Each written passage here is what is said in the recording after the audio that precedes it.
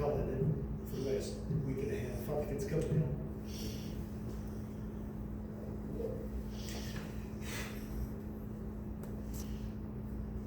Bear with me. I'll get it.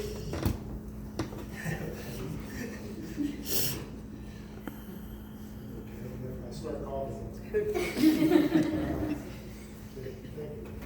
My turn. I've never met anyone like my dad. A man who I can honestly say I never saw angry with another human being, or even more amazing, I never ever came across or met anyone who didn't truly like my dad. In fact, I always hear from his friends and other family members statements like, "Your dad is really a great guy. Your dad is one of a kind." His shoes were huge, and no matter how hard I strive, I will never ever fill them. I challenge anyone alive to show me a better father and friend. As I said before, I have hours of stories and memories of my dad, but I will share only a few. As a very young musician who played trumpet, I struggled to become a better trumpeter because I had a very poor instrument to play. And like most 11 or 12-year-old kids, I badgered my dad day in and day out for a nice top-of-the-line trumpet. After driving him crazy, he finally relented and bought me a box Stradivarius trumpet. This was a top-of-the-line trumpet, and it started a 40-year full-time career in music. His gift of that trumpet inspired me in so many ways I couldn't even begin to explain to you. It is my wish that when I pass away, that trumpet lay alongside me forever. That is how much that one means to me. Some of my earliest memories are waiting for Dad to come home from work so we could leave for Little League baseball. I'd be in my uniform, swinging my bat on the front lawn, counting down the minutes. You see, Dad coached baseball. Dad was a scoutmaster, and Dad was my biggest fan. He was always part of my life growing up. He was what all fathers should be to a growing boy.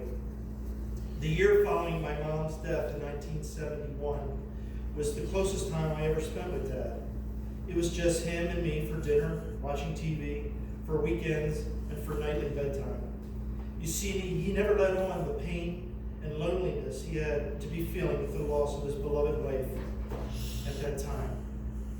I lost my wife in 2005, and it devastated me. I struggled especially that first year. But Dad, as always, the great father, in 1971, never showed me his struggles. He only showed me strength and steadiness. I remember his strength and wondered how he maintained that strength way back then. I thought of that incredible trait often after I lost my Diane. He taught me what it means to have a great work ethic and goals in life. I sometimes cursed him because that goal-oriented drive sometimes drives me crazy and wears me out. I am always pushing harder and harder in business especially.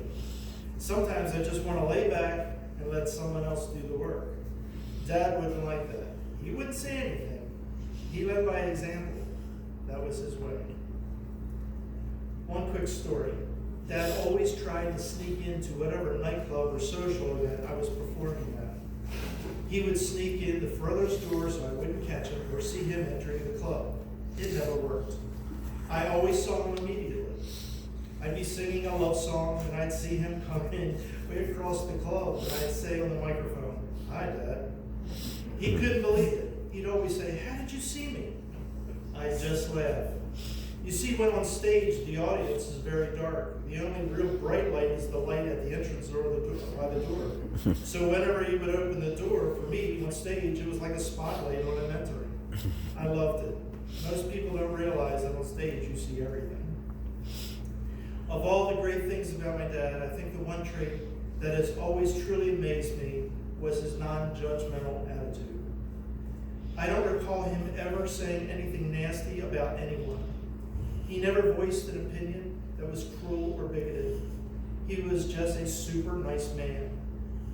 Once, when I was living a very unconventional lifestyle, Dad and I were driving somewhere and stopped to have dinner. He says, "Keith, can I ask you something?" I said, "Sure, of course." He asked this question about what I was doing at that time in my life. I answered him, and he just said, okay. He never questioned me, never criticized me or belittled me in any way. In fact, he was there supporting me, as he always did, with my decisions, good or bad, right or wrong. You see, that is who he was. A true friend, a devoted husband, and an amazing father to Larry and me. I love you, Dad, and I will miss you. As you all know, Dad suffered from Alzheimer's for the last 10 years or so. It was horrible to see him lose his mental capabilities. Slowly and painfully, we lost Dad. But as in his younger years, he was always sweet, and I always described him as so very sweet. He was a sweet and a gentle man. And by his side, through the good and the bad, was Betty. Betty, I can never thank you enough for loving Dad and taking care of him through the living hell this disease caused. Through all the bad times, one thing was constant. Dad continued to dance. The disease didn't affect his love or ability to dance and move with the music and hold his lovely wife in his arms. I have only known Dad to dance. He was dancing from the beginning of his time. It is what he did. Calvin Lamont was a dancing machine. All the ladies wanted to dance with him. And that's how he met my mother, and that's how he met Betty. At a dance. So Betty suggested that the best way to conclude this tribute today and honor Calvin Homer Lamont is for us to do what he loved to do.